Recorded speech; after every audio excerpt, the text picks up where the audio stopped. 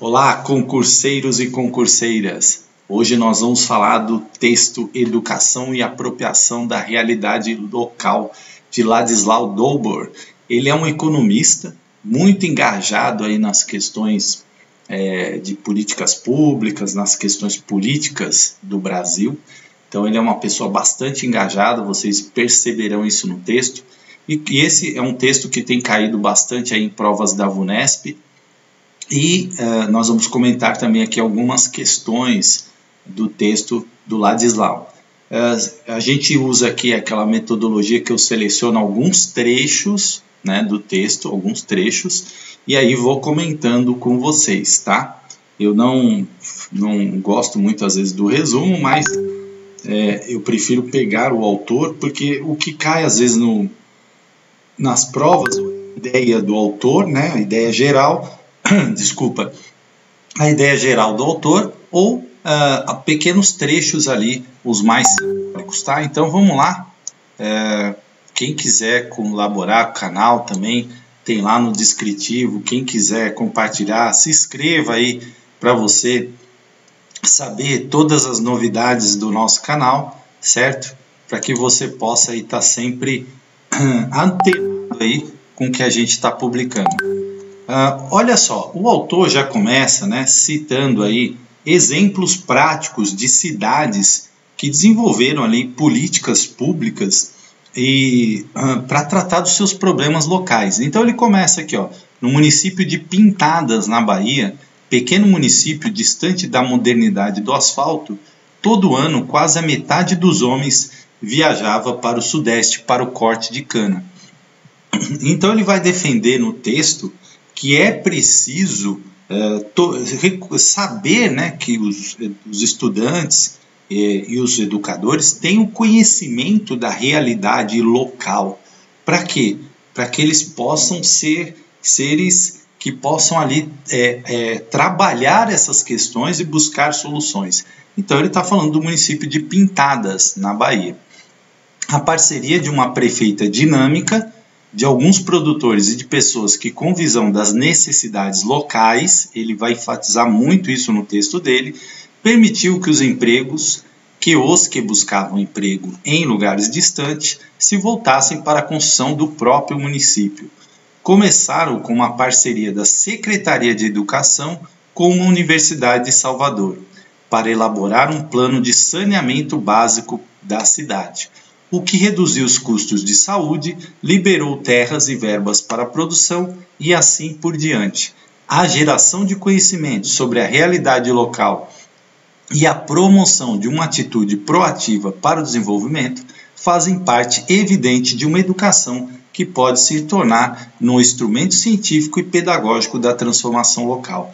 Então, gente, isso aqui é uma síntese do pensamento dele durante o texto. Ele vai estar o tempo todo falando da importância de se conhecer o local, da importância que a educação tem nesse papel, da importância que as pessoas, ao conhecerem o seu local, possam aí serem proativas na transformação desse local. Então é fundamental isso no pensamento do autor.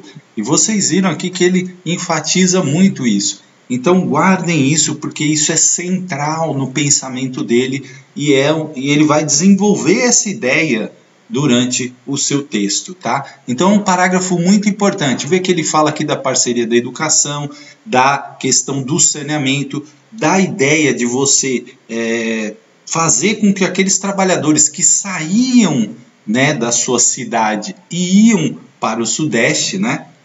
Provavelmente essa cidade está muito próxima ali de São Paulo, da área rural ali, né, do estado de São Paulo e de outros estados ali do sudeste. Então eles iam para o corte da cana e aí o que acontece? Né? A cidade perdia os seus trabalhadores e aí com uma solução local, atacando a questão do saneamento básico, melhorando os custos de saúde e uma parceria da universidade com a Secretaria de Educação proporcionou ali uma transformação no local e ele vai enfatizar muito isso. Olha só, ele vai dar outro exemplo aqui, ó. A região de São Joaquim, no sul do estado de Santa Catarina, era um local pobre de pequenos produtores sem perspectiva e com os indicadores do desenvolvimento humano mais baixos do estado.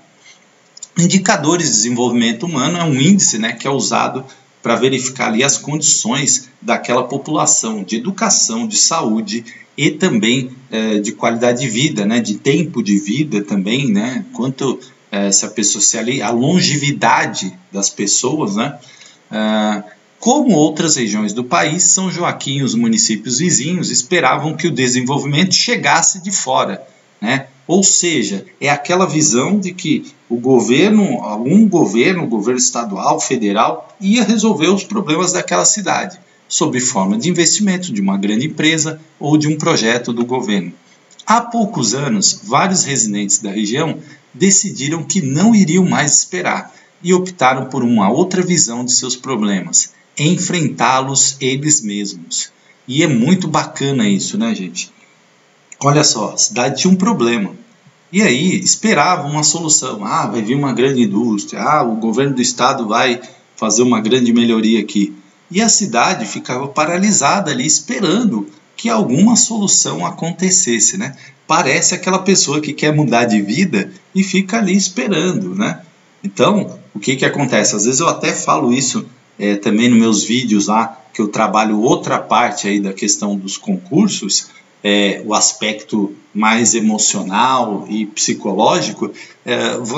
Tem gente que fica esperando ali, né? Vai para a prova, não se prepara, não lê o edital, não procura material na internet bom, não procura estudar, não procura se organizar, e aí realmente fica difícil passar, né? Aí fala, eu não consigo a minha vaga, eu não consigo passar no concurso. Lógico, precisa se organizar, precisa ter disciplina para que você possa passar, certo? Identificaram características diferenciadas do clima local, que constataram ser excepcionalmente favorável à fruticultura.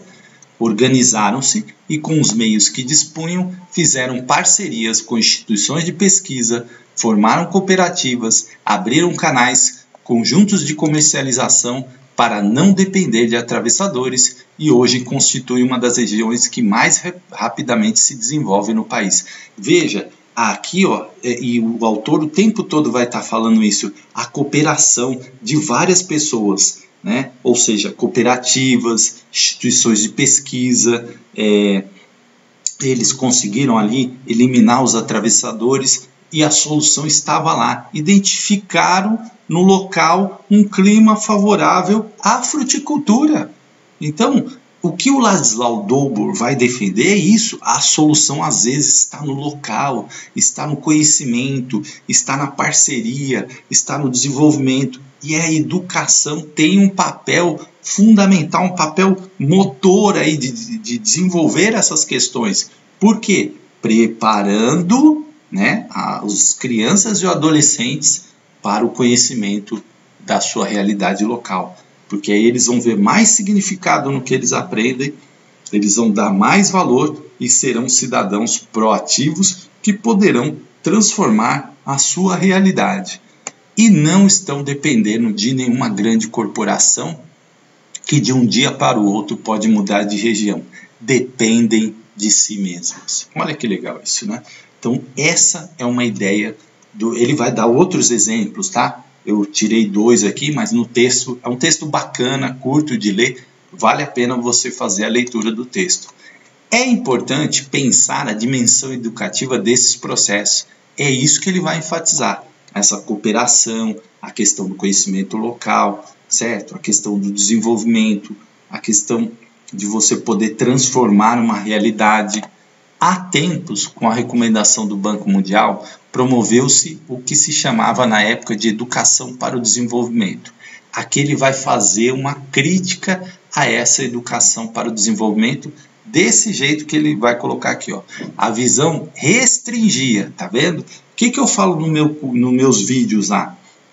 Toda vez, gente, a nossa educação está sempre pensando em ampliar. Toda vez que tem uma restrição, todos os nossos teóricos, a nossa legislação, critica muito essa questão de restrição. Então, olha só, a visão restringia os currículos, centrando-os na formação de pessoas úteis para as empresas, em conhecimentos tidos como os mais práticos. É aquela visão de que se tem que valorizar o prático. Ah, ele tem que fazer isso porque isso aqui vai gerar dinheiro, vai gerar renda, né? Simplesmente assim, só pensando nisso. E por que a crítica a isso, gente? Porque esse é um pensamento estreito, né? É um pensamento estreito. Quando a gente pensa só no dinheiro, só na renda, a gente estreita o nosso pensamento. Porque a vida não é só o dinheiro. Ah, o dinheiro é importante você ter um bom emprego, você está assistindo minha aula porque você quer passar no concurso público, vai te dar uma remuneração. Claro que tudo isso, claro que é importante, mas não é só isso. E se você restringe o currículo apenas para formar o cidadão para que ele seja útil para uma empresa, você limitou demais a vida dessa pessoa. Hoje, essa tendência se manifesta em grandes instituições privadas, como a Fênix, nos Estados Unidos, universidade de fins lucrativos, cotada em bolsa, que eliminou visões humanistas. Olha só isso, gente. Que coisa complicada isso, né? E ensina o que caracteriza como marketable skills. Não sei se eu falei direito, porque o meu inglês é péssimo. Ou seja, habilidades comercializáveis. É ir contra a corrente na velha dicotomia entre teoria e prática. Ele está criticando, e aqui, gente, atenção com essa palavra, marketable skills. Por quê? É o que ele critica, trabalhar só habilidades comerciais, trabalhar só as questões práticas, as questões que estão voltadas ali para as empresas, eliminando as visões humanistas, gente. E por quê, gente? Porque o mundo hoje, ele é complexo. As pessoas, elas têm que ter uma formação ampla, cada vez mais. Uma pessoa que só sabe ganhar dinheiro, só sabe fazer negócio, ela não é útil para a sociedade.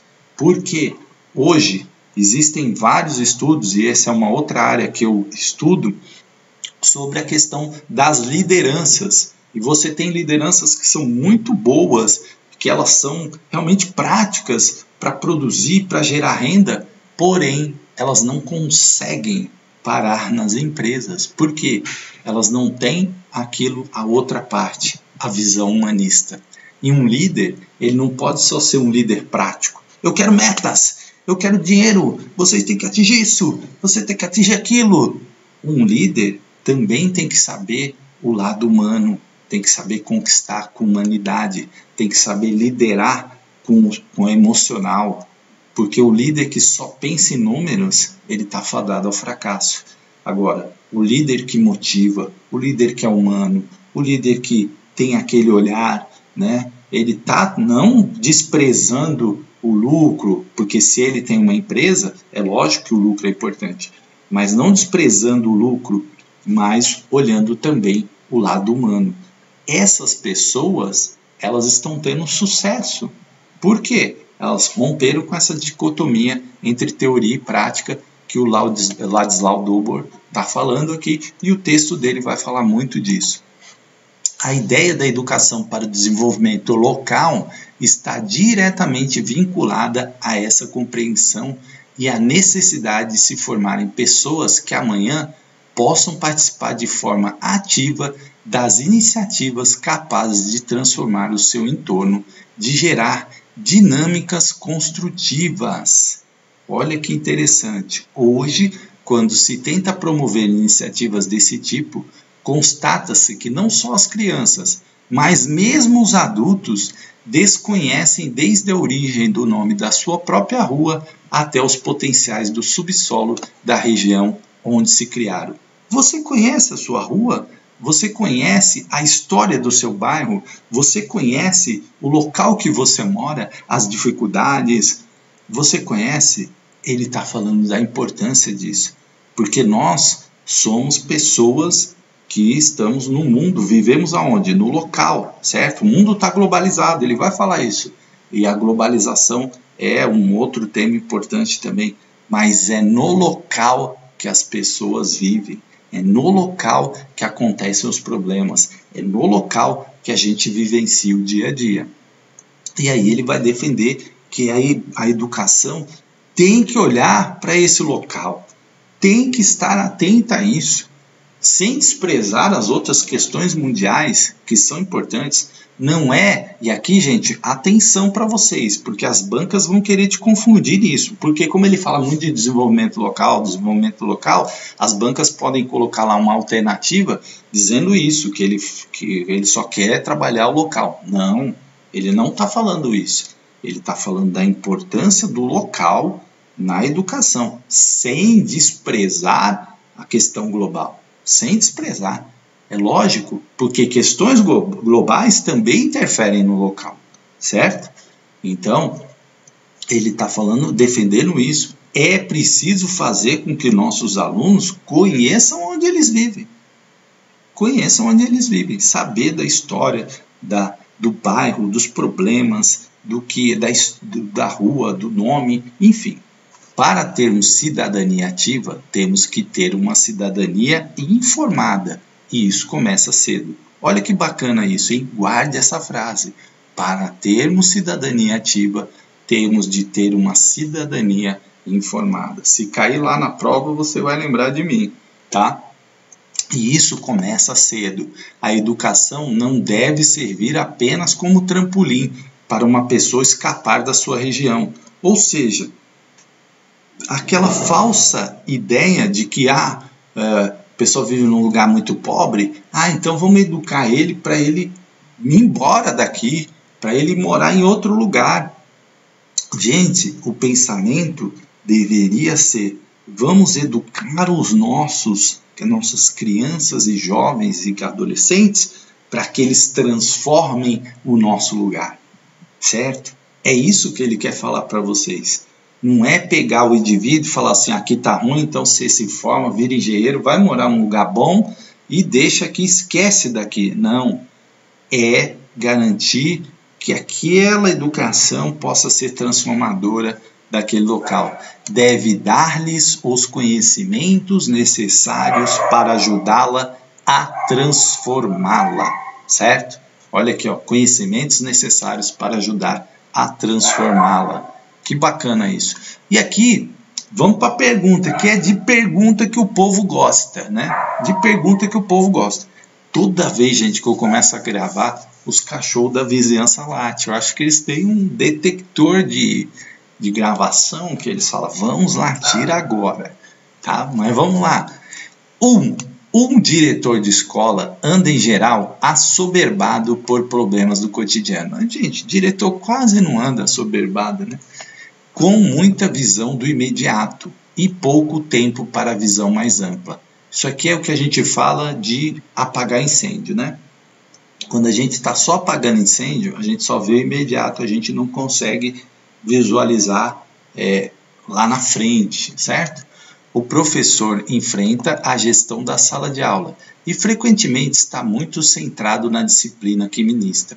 Nesse sentido, o Conselho Municipal de Educação, reunindo pessoas que ao mesmo tempo conhecem o seu município, o seu bairro e os problemas mais amplos do desenvolvimento local e a rede escolar da região, podem se tornar o núcleo irradiador da construção do enriquecimento científico mais amplo do local e da região. Quanto aos autores locais, a visão a se trabalhar é de uma rede permanente de apoio. Segundo o autor, Dobor, o objetivo dessa rede é a. Recolher informação formando um grande banco de dados sobre a realidade local. B. Repensar de forma mais dinâmica e com novos enfoques a questão do universo de conhecimento a trabalhar nas escolas. C. Promover o investimento inicial de acesso à banda larga na escola, democratizando assim o conhecimento digitalizado do planeta. D. Assegurar que a informação sobre a realidade local circule na região e, sobretudo, que permeie o ambiente escolar. E E. Criar nas escolas uma estrutura de conectividade, a fim de que os alunos tenham acesso ao conhecimento local e mais global e mais atualizado. O que você responderia pensando no que a gente até falou até agora? tá? Pensando no que a gente falou até agora. Tem algumas coisas importantes que nós vamos ver lá para frente, né? Sobre a importância do Conselho Municipal, que o Ladislau Dobor vai defender, porque o Conselho reúne pessoas de diferentes, né? Pessoas da comunidade, professores, enfim. E aí essas pessoas têm um conhecimento do município, do bairro, e elas podem dar essa visão aí mais ampla que às vezes o dia a dia da escola impede o diretor, o professor de ter, tá? Então, o que vocês responderiam assim, se fosse agora essa pergunta para vocês? Que alternativa vocês colocariam? Veja que a banca aqui tentou colocar uma série de temas que ele trabalha, né, no texto dele que nós vamos ver. O que você responderia? Qual que você marcaria o gabarito aí? Olha só, gabarito letra D. Olha aqui, ó, assegurar que a informação sobre a realidade local circule na região e, sobretudo, que permeie o ambiente escolar. Não foi isso que a gente falou até agora? Eu dei muita ênfase nisso? Gabarito letra D, gente. Aqui, por que eles colocaram essa coisa aqui da banda larga? Ele vai falar disso, mas não é o objetivo dessa rede. O objetivo dessa rede, como falou aqui, é pegar pessoas que conhecem o município, conhecem o bairro, conhecem os problemas e essas informações sobre a realidade local circule na região e sim esteja lá no ambiente escolar. Não está falando aqui de banda larga, não está falando aqui de novos questão do universo de conhecimento a trabalhar nas escolas. Não é isso. O objetivo dessa rede, do Conselho Municipal, como foi aqui, é realmente assegurar que a informação sobre a realidade local circule na região e, sobretudo, que permeie o ambiente escolar. E o que eu falei muito aí na primeira parte aqui do vídeo, tá? Então, gente, entendendo o pensamento do autor, é isso que eu quero mostrar para vocês. Você é capaz de responder algumas perguntas, mesmo ainda visto sobre o Conselho Municipal, que ele vai falar lá na frente no texto, tá? Então, qual é a tática que eu uso para passar nos concursos e para ter boas colocações e ser convocado? Às vezes eu nem dou aquela leitura detalhada do texto, mas eu procuro entender a essência do pensamento do autor e aí, diante das alternativas, eu sei, opa, o autor enfatiza muito isso aqui e aí, conseguindo entender a essência, eu consigo ter uma resposta correta.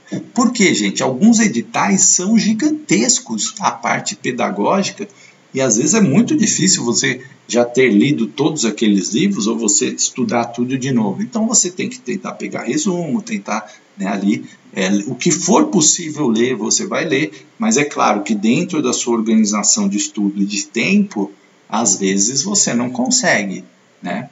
E é possível passar sem ler todos os textos? Sim, é possível passar. Eu já fiz isso algumas vezes e algumas vezes até fiquei em primeiro lugar, tá? Mas é sempre bom ler. Se você tem tempo, leia tudo, tá? VUNESP Itapevi. Para termos cidadania ativa, ó aqui a palavra que eu falei, gente, até caiu na prova, hein? Para termos cidadania ativa, precisamos de uma cidadania informada. Ah, professor, então já caiu, então não vai cair de novo? Aí que você se engana, as bancas costumam dar às vezes pega a questão, dá uma remodelada nela e apresenta ela de novo.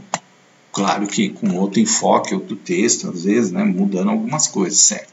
A tendência que temos hoje é que só alguns políticos ou chefes econômicos locais dispõem de informação e ditam o seu programa Cidade, Dobor, 2007. No texto Educação e Apropriação da Realidade Local, o autor defende que a condição central do desenvolvimento é a educação para o desenvolvimento a partir de currículos centrados na formação de pessoas úteis para a economia local. Gente, aqui você vai lembrar de mim.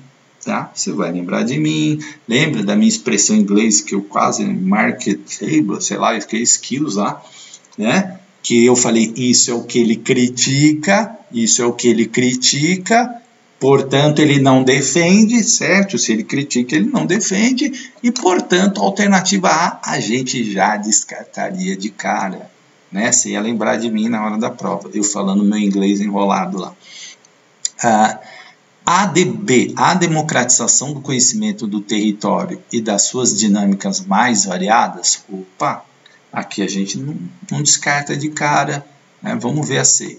Um currículo escolar formado a partir de conhecimentos mais práticos e relevantes do ponto de vista da globalização da cultura mundial é aqui, ó, prático, relevante, pensando aqui na globalização, né? Ó, o prático aqui de novo, ele criticou isso aqui, ó.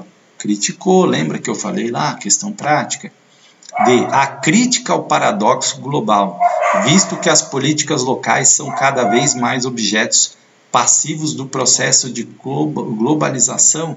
Lembra que eu falei para vocês? Ele não está criticando, né? Assim, não é essa dicotomia assim, não podemos ver o global, temos que ver só o local. Calma lá, tá? E aí, rejeição a toda forma de globalização da educação e da cultura que se contrapõe às iniciativas locais. Não é esse o pensamento do autor, né? Então, nós ficamos aqui com a letra B de bola. Olha lá, democratização do conhecimento do território e das suas dinâmicas mais variadas, que é o que o autor defende, que se conheça a realidade local. E ele faz aqui a crítica, ó, isso aqui às vezes, essa informação, ela está só na mão de políticos ou chefes econômicos locais. É preciso democratizar essa informação para os alunos, né, para as crianças, para os adolescentes. Desde muito cedo ele fala isso para que a gente tenha aí uma educação transformadora. Olha que bacana, gente. Só com aqueles trechinhos do texto, nós pegamos duas questões aqui e a gente conseguiria responder aí tranquilamente, gabarito letra B. Aí ele começa aqui, ó, há uma dimensão pedagógica importante nesse enfoque. Ao estudarem de forma científica e organizada a realidade que conhecem por vivência, mas de forma fragmentada, as crianças tendem a assimilar melhor os próprios conceitos científicos, pois é a realidade que passa a adquirir sentido. Ou seja, o que ele está propondo? Estudando a questão local de forma científica, por exemplo, um rio que está poluído naquele bairro, né? Eu moro aqui durante a semana em Santana de Parnaíba. Nós temos o Tietê aqui, né? Então, falar do Tietê, os problemas, por que o Tietê ficou poluído e tal, é interessante, né? É uma coisa interessante para se trabalhar. Ou outra questão que esteja ali dentro daquela realidade das crianças, né? Olha só o que ele fala aqui. Ao estudarem, por exemplo, as dinâmicas migratórias que constituíram a própria cidade onde vivem, as crianças tendem a encontrar cada um sua origem, segmentos sua identidade e passam a ver a ciência como instrumento de compreensão da própria vida, da sua própria vida, da vida da sua família. Ou seja, a educação, o conhecimento, ele adquire um sentido, ele adquire, a gente chama de aprendizado significativo. Eu vou estudar aquilo aonde eu moro. Nossa, né? Vou estudar aquela minha realidade com conceitos científicos. Eu vou crescer, vou desenvolver mais, vai adquirir melhor sentido para mim, vai adquirir maior interesse eu conhecer a minha realidade, certo? A ciência passa a ser apropriada e não mais uma obrigação escolar. Ou seja, você traz o conhecimento para próximo da realidade que aquela criança ou que aquele adolescente vive. E isso é muito bacana. E isso é o que o autor defende. Olha só, globalização e desenvolvimento local.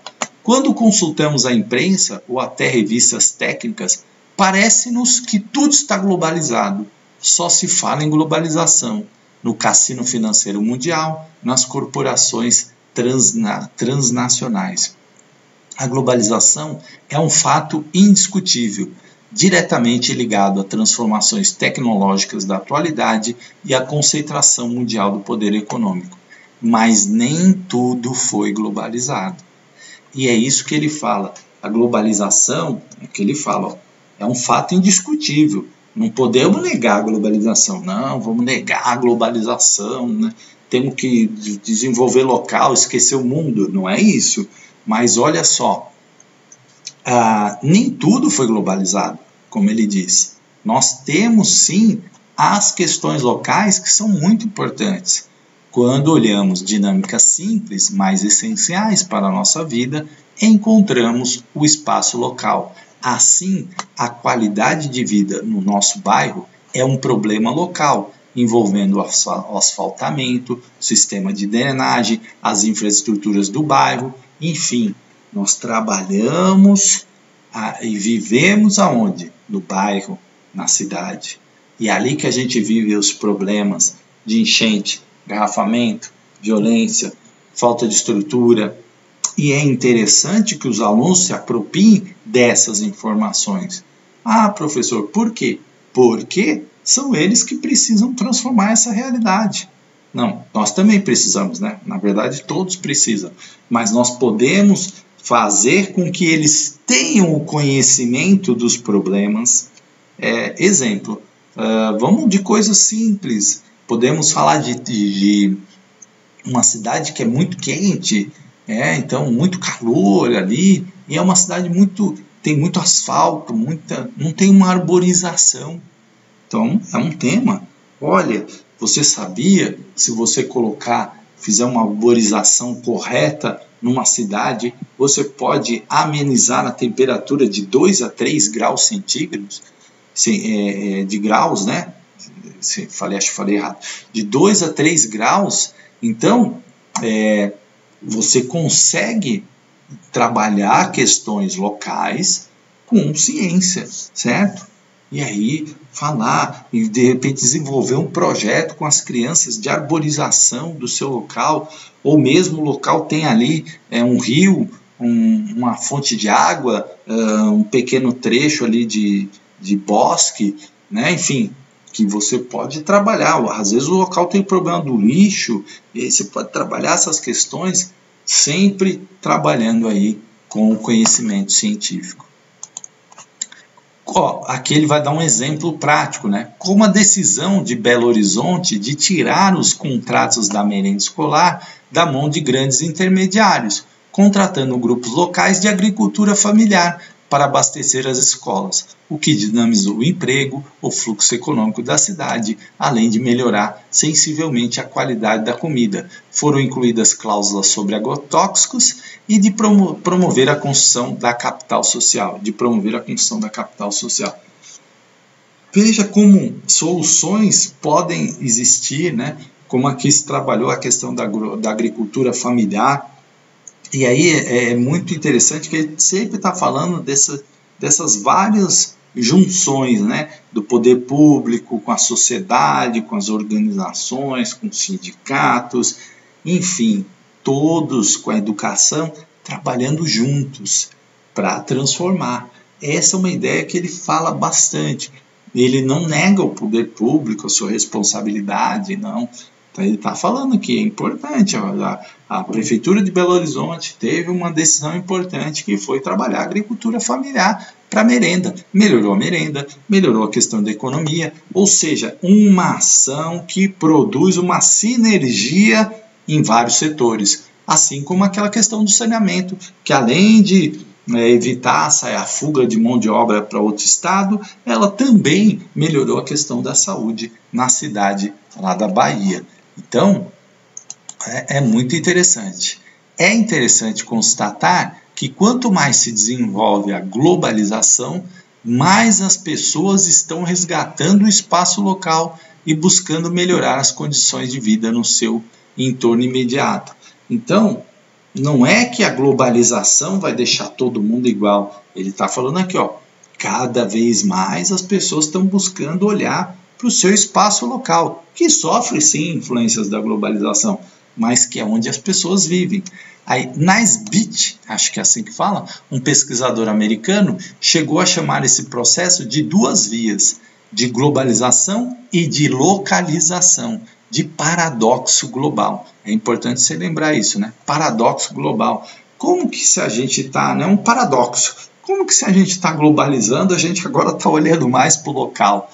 Por quê? Muitas coisas que são problemas globais, né, como a questão do meio ambiente, a questão da elevação da temperatura, do efeito estufa, da poluição, elas afetam aonde? O local. A questão do lixo, questão da poluição dos rios, elas afetam o quê? O local, certo? E é no local que estão os problemas que se tornam globais, né? Então, as pessoas começaram a perceber isso, que eu preciso olhar para a minha realidade local para transformar o global, certo? Então, parece um paradoxo, mas é isso mesmo. Na realidade, a nossa cidadania se exerce em diversos níveis.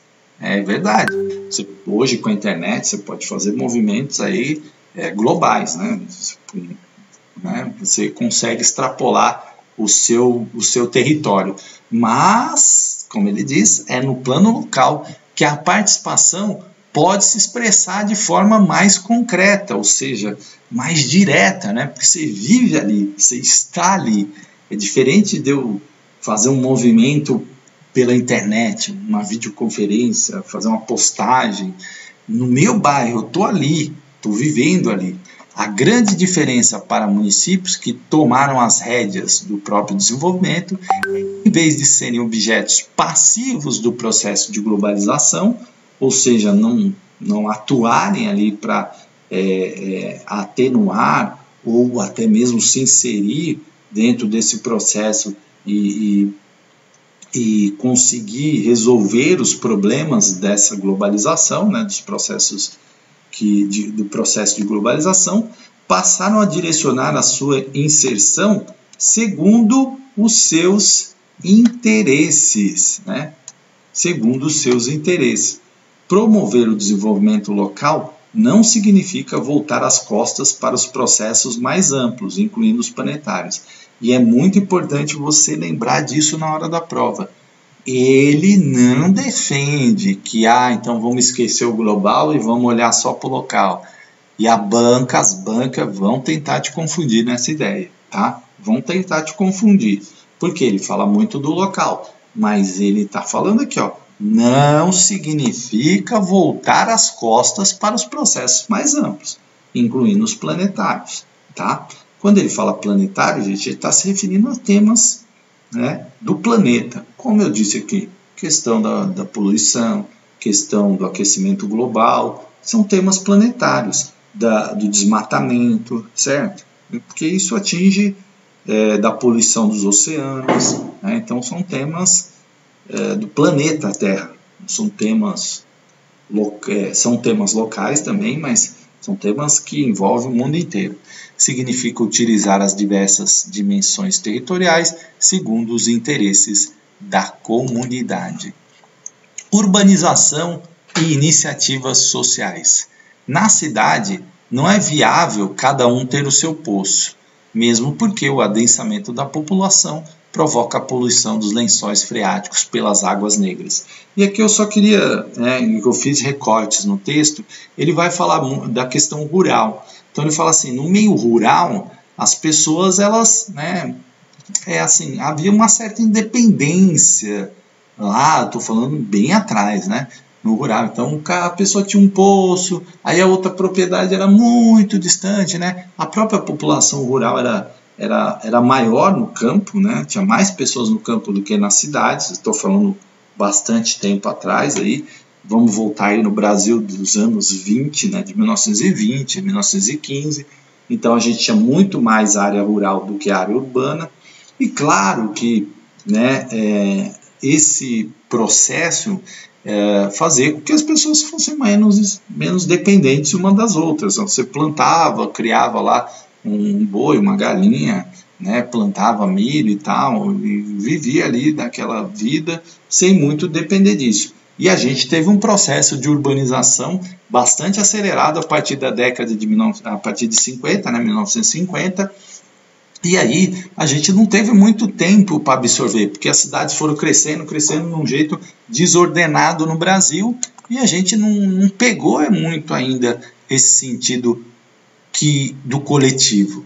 E é isso que ele está falando, ó. Não dá para cada um ter seu poço, porque senão a gente polui, né, os lençóis freáticos e aí prejudica todo mundo. O transporte é em grande parte coletivo. O abastecimento depende de uma rua comercial. As casas têm que estar interligadas com redes de água, esgoto, telefonia, eletricidade, frequentemente com cabos de fibras ópticas, sem falar da rede de ruas e calçadas, de serviços coletivos de limpeza pública e remoção de lixo e assim por diante. Ou seja, a cidade é um espaço coletivo. A minha luz, ela está interligada numa rede e essa rede está interligada nos meus vizinhos, enfim. Então a gente um depende do outro. A cidade é um espaço no qual predomina o sistema de consumo coletivo em rede. No espaço adensado urbano, as dinâmicas de colaboração passam a predominar. A gente ainda não entendeu isso, mas é o que ele está falando. No urbano, a gente depende muito um do outro. Muito. As pessoas acham que não, mas dependem sim. Não adianta uma residência combater o mosquito da dengue se o vizinho não colabora. Porque se o vizinho não faz a sua parte, o mosquito da dengue vai vir na minha casa e vai me picar e eu vou ficar doente. É a mesma coisa da pandemia. As pessoas falam assim, é lockdown, fecha comércio, as pessoas vão morrer de fome, não sei o quê. Gente, mas se todo mundo não colaborar, e aí tem gente que não usa máscara, tem gente que vai para baile, tem gente que faz festa, aí vai ter sempre esse pico, melhora, piora, melhora, piora. E a gente não avança. As pessoas ainda não entenderam que nós vivemos no coletivo. Aí eu vejo gente falar assim, eu não uso máscara porque eu já tive. Como se não pudesse pegar de novo. E como se o fato dela estar sem máscara, as outras pessoas olham e aquilo é uma promoção do não uso da máscara, né? Paulo Freire diria, a gente educa pelo exemplo.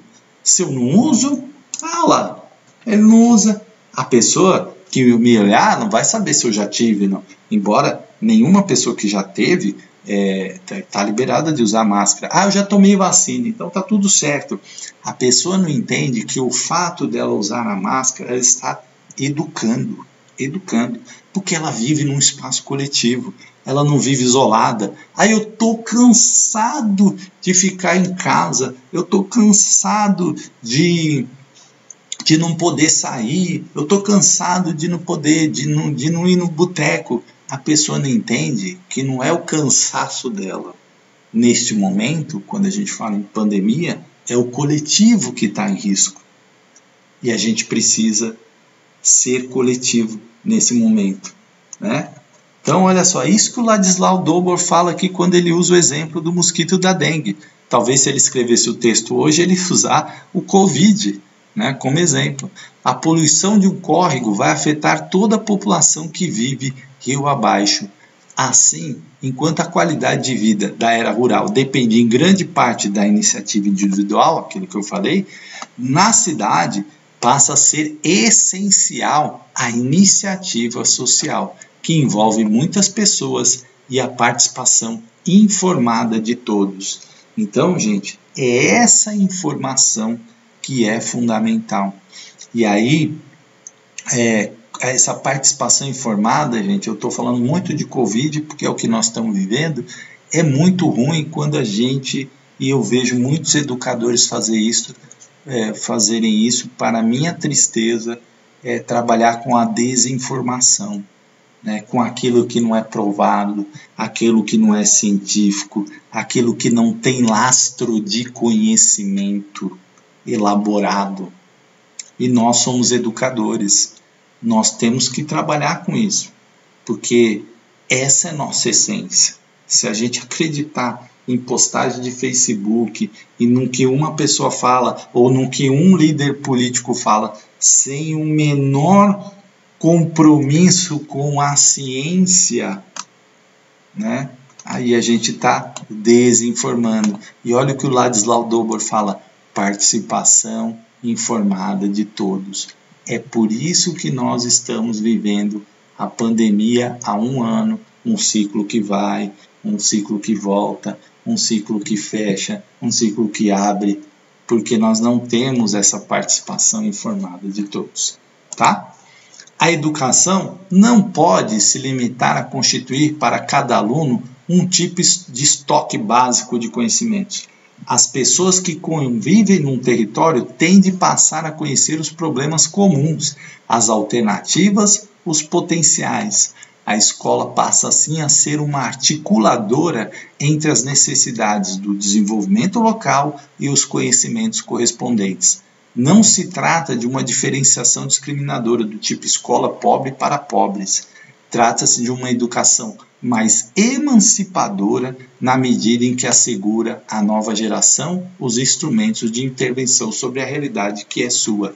Gente, e muita gente ainda está com essa ideia fixa do estoque básico de conhecimentos. Então, eu tenho que ter um estoque básico de conhecimentos para passar no vestibular, para conseguir um bom emprego. Não é só isso. Não é só isso. Uma pessoa que aprende de forma, que tem uma educação emancipadora, gente, que aprende a aprender, que aprende a conhecer, que aprende a ser crítico, que aprende a buscar o conhecimento, a ter uma visão crítica ali, de procurar saber se aqueles fatos são reais, essa pessoa tem um potencial muito maior do que aquele que sabe muita matemática, né? Mas, como eu disse, às vezes não tem essa emancipação toda, e aí fica uma pessoa travada, né? Que tem um conhecimento, mas não consegue fazer nada com ele, certo? E aí é isso que ele está falando. Essa nova geração que precisa ter essa educação mais emancipadora e transformadora da sua realidade, tá? A educação não pode ser, já repeti aqui, repeti a mesma coisa. Informação, educação e cidadania. A pesquisadora americana Russell Henderson traz uma imagem interessante. Imaginemos um trânsito atravancado numa região da cidade. Uma das soluções é deixar cada um se virar como pode, tipo de um liberalismo exacerbado, né? Então tem gente que defende isso. Cada um faz o que quer e está tudo certo. Só que nós estamos vendo que na pandemia que isso não dá certo, né? Porque quando cada um faz o que quer, prejudica o coletivo, certo? O resultado será provavelmente que todos buscarão maximizar as suas vantagens individuais, que é o que as pessoas fazem na pandemia, né? Então, eu quero ir numa festa, eu vou, tô nem aí pro outro, né? Existe até pessoas que falam assim, todo mundo vai pegar mesmo, né? Então, que é uma frase horrorosa, né? Que algumas pessoas dizem, horrorosa, porque não tem todo mundo que pegar. Não existe isso, né? Mas as pessoas estão pensando o quê? Nas suas vantagens individuais. Eu estou a fim de sair, eu vou sair, certo? E não no coletivo. Gerando um engarrafamento monstro, né? Nós estamos gerando uma pandemia monstro, morrendo gente da torta e à direita, pois a tendência é ocupar todos os espaços vazios e a maioria vai ter um comportamento semelhante. Não vou nem falar porque eu já falei disso aqui. Outra solução é colocar guardas que irão direcionar todo o fluxo de trânsito de forma imperativa, a fim de desobstruir a região. Que é o que está acontecendo, né, gente? A gente está sendo obrigado pelos lockdowns, né? Por quê? Já que não funciona, o Estado tem que baixar ali seu poder de polícia imperativo e falar, agora fecha isso, fecha tudo, fique em casa, né? A solução pode ser mais interessante, mas não respeita as diferenças de opção ou mesmo o destino dos diversos motoristas, que é o que nós estamos vivendo agora. Uma terceira saída é deixar a opção ao cidadão, mas assegurar por meio de rádio, de painéis, ampla informação sobre o local onde ocorre engarrafamento, os tempos previstos de demora às opções. Esse tipo de decisão democrática, mais informada, permite o comportamento inteligente de cada indivíduo, segundo seus interesses e situação particular, e ao mesmo tempo o interesse comum. É aquilo, gente. se nós tivéssemos uma educação que nos desse informação, consciência, certamente nós não precisaríamos estar sendo tão radicais em fechar as coisas, porque as pessoas respeitariam. Então, saberiam que não é o momento de não usar máscara, não é o momento de aglomerar, é o momento, eu preciso então comer um lanche, eu vou comer num lugar com espaço adequado, com distanciamento adequado. Todo mundo ia atender a sua situação particular, respeitando o interesse comum. Mas, infelizmente, não é o que nós temos ainda. Não é. Mas só para você lembrar disso, dessa defesa que a pesquisadora americana faz, que é uma opção democrática. É a partir da informação, o próprio cidadão, pensando na sua situação particular e também pensando no interesse coletivo e comum, ele tomaria decisões acertadas e coerentes, né? E aí a gente não enfrentaria tudo que nós estamos enfrentando. É uma questão difícil da gente imaginar que vai acontecer, mas é uma coisa que nós temos que construir através da educação, informação, educação e cidadania. Certo?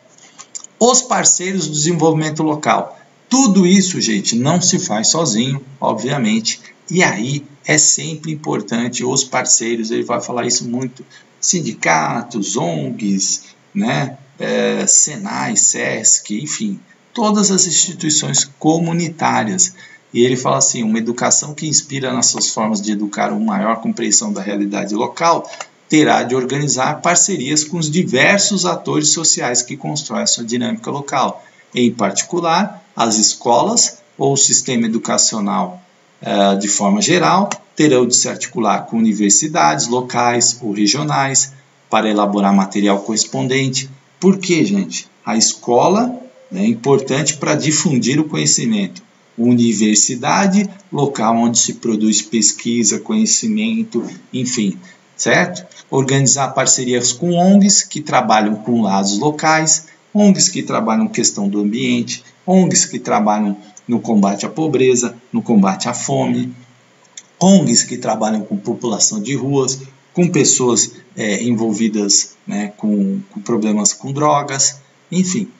Conhecer as diferentes organizações comunitárias, sociedades de bairro, enfim, interagir com diversos setores de atividades públicas, buscar apoio das instituições do Sistema S, SEBRAE, SENAC e assim por diante.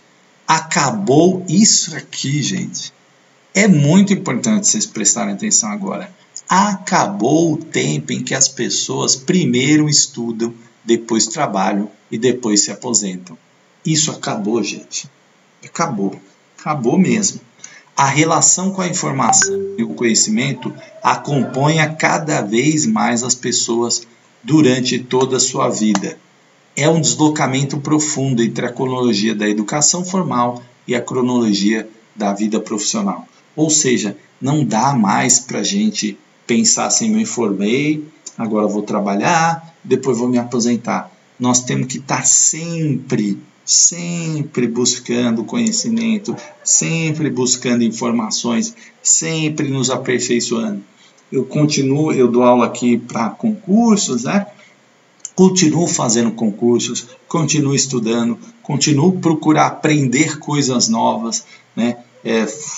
Sou servidor público hoje, mas continuo buscando conhecimento, continuo buscando aprender. Não me limitei a ficar só no serviço público, eu estou buscando novas áreas, novas fontes, buscando conhecer economia, buscando conhecer mais o direito, buscando tentar cumprir o meu papel de cidadão, né? Criei o canal aqui para tentar ajudar as pessoas.